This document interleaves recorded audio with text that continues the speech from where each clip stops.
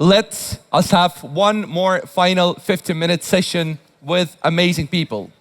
One of those guys is the most successful rapper from Africa, the most prolific investor in music, fintech, and philanthropist who has also tech team in Estonia. The other person loves music a lot, and he also been a president of Estonia. So please, your warmest welcome, Mr. Eazi and Toomas Hendrik Ilves. Wow.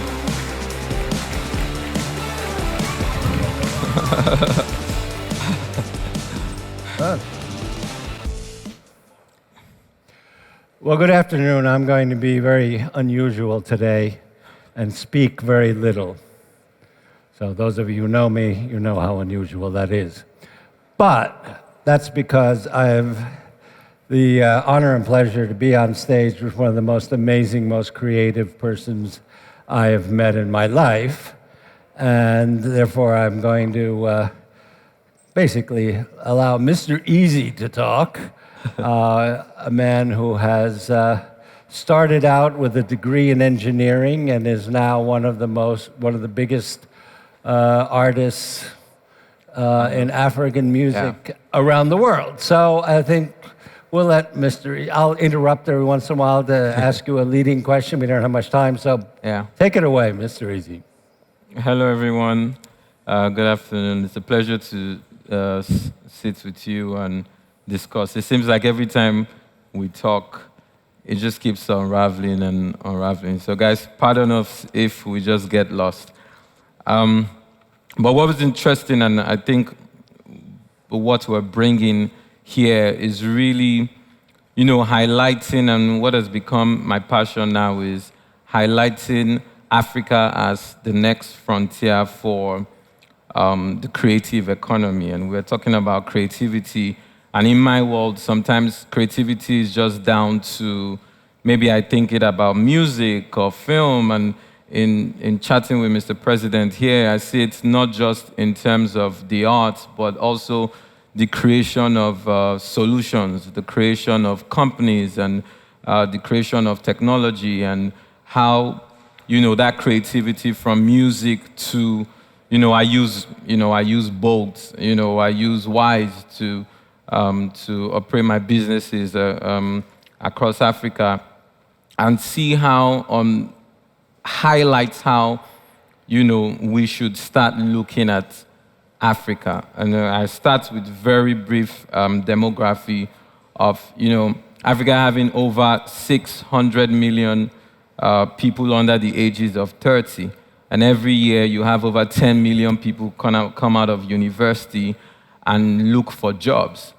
And so if you think about that story and you direct it to fintech and see how over 60% of the world's mobile money transactions in terms of volume happen across the continent, it then starts to, and you add that to see how some of my colleagues in the music are now selling out arenas and stadiums outside of Africa. Like one of my colleagues just did a 40,000 capacity stadium in Paris, and two of my colleagues have done Madison Square Garden in New York, singing in languages that you do not understand. And this whole leapfrogging has happened on the base of technology. And so we were just discussing now on how most kids right now in their bedrooms can make music in their bedrooms, upload the music on TikTok, and end up having global hits across the world, up to the top 10 songs in the world. And this has been on the base of technology. So it's more about not just painting the picture about Africa being the next frontier, but also saying what can we do to connect? How can investors in Europe get access to the market? And you brought something really key when we were talking and saying how on the base of it, it all starts with, for instance, I'm invested in a business called Decagon. And what Decagon does is trains engineers. So trains over 600 engineers a year And these 600 engineers service companies across the world.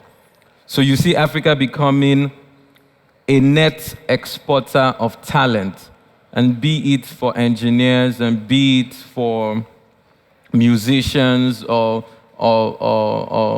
film, and saying, where does it go from here? You know, what does it go, and how can we use technology to enhance this story? Well, I think, to illustrate this, you should tell your own story. You were an engineer, and you were making music, just on the side, not thinking about anything, and suddenly you discover you're a star. Talk about that. So it's funny, I was in a VC program called 440.ng. I had a startup that sold pre-owned devices, and on the side, as a hobby, I would just make music, right? And it was the first time, every time I watched somebody pitch, I started to realize that I was sitting on a startup myself. And I started to see myself, not just the business, but myself as a startup. And I remember I started programming these ads and working with content creators.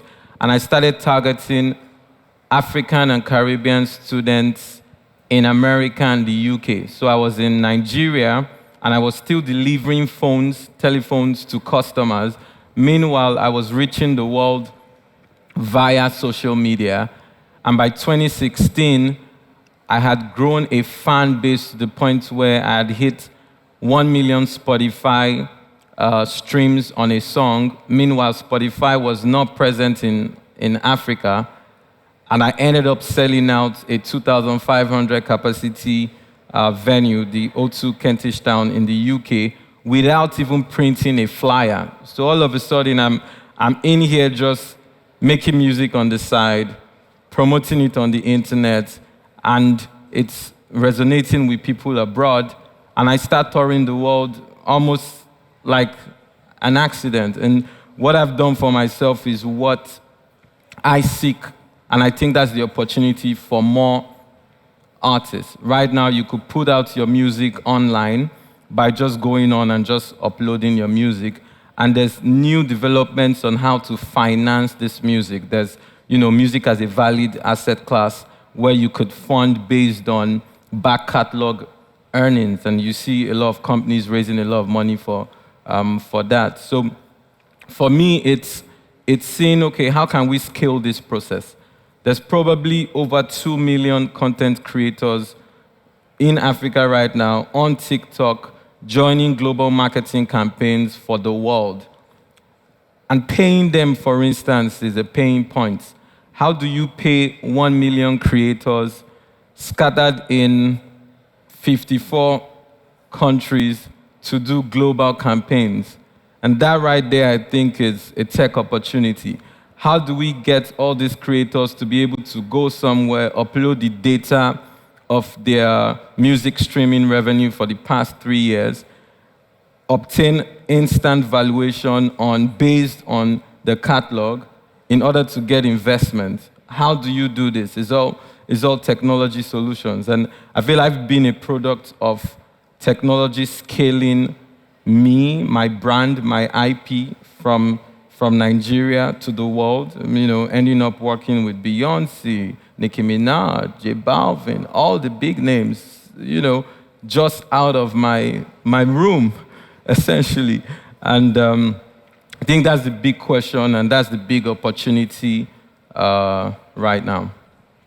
So maybe you can talk about how, the particulars of what you did when you figured out that what was missing. Because really, the key thing to genuine innovation is being smart enough to understand where the tight places are, what you have to solve. So you have come up with a number of solutions. Yeah, so what I've been doing now is investing around sectors that help to scale this process. So for instance, I've invested in a platform called Shoobs, and Shoobs is the #1 ticketing platform for African events in the UK, started by this amazing founder, Louise.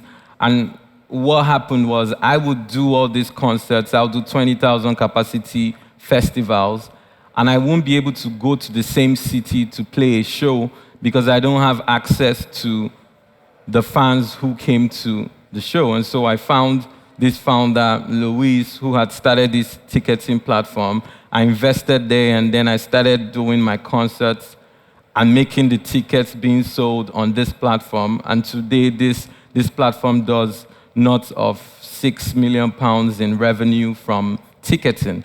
And it's a young platform, and it's exclusively, majorly African pop events. Or for instance, the music distributor I used to basically reach the world, there's a platform called Vidia, and I was using Vidia to basically distribute my music and speaking with Roy about product and changing the product. And in the end, I ended up investing in Vidia, owning a very small minority stake in Vidia, and Vidia, just got acquired by Gamma just recently. So it was a very quick exit.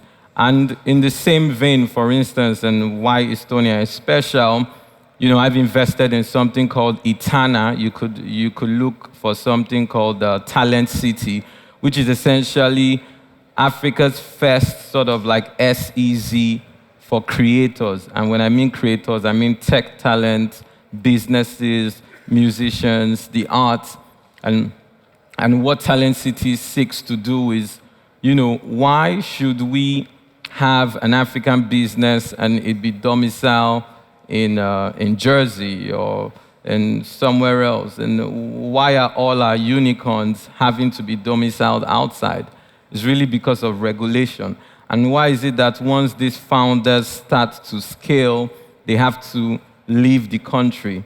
You were telling me about the amount of people, sort of like the exodus back to Estonia, and that is down to the government creating the environment. So what Talent City is doing is, right now having this space to sort of encourage digital nomads and also companies that can't get the laws in mainland Nigeria, but within Talent City have this framework. And I think it's raised over $20 million for that, acquired the land, gotten the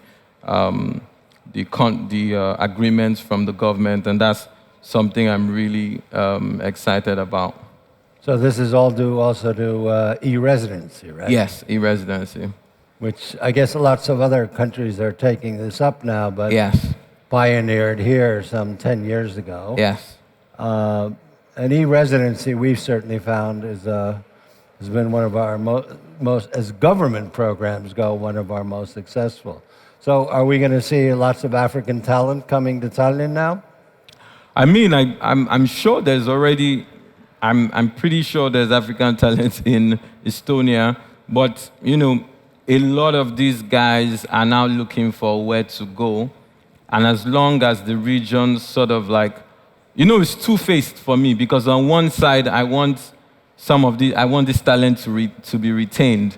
But at the same time, it's also levels, because you go out, you develop, and then you come back and you build. So it has to be a constant cycle and communication. What do we learn from Estonia? What do we take back home? How do we get, has there more investment, hand-in-gloves investment across sectors? And I think the final mention out, it says we invested, and I sit on the board of PowerPay, which is which does 2 million transactions a day across mobile money in Africa, across 14 MNOs, and across over 10 countries, north of 2 billion a year in transaction volumes, just between mobile money wallet to wallet. And I believe some of the engineers even sit here in Estonia. So you're already seeing businesses here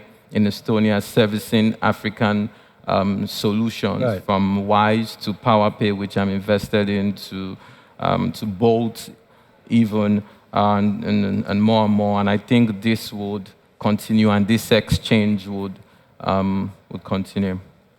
Now, let's not get too into finance and tech, because you also released an album, a record yesterday. Yeah. Maybe just as we close up, you can talk about your new record. Yeah, so right now I just released a new record. It's called the Chop Life Sound System, Mzansi Chronicles, and it's essentially Afro House.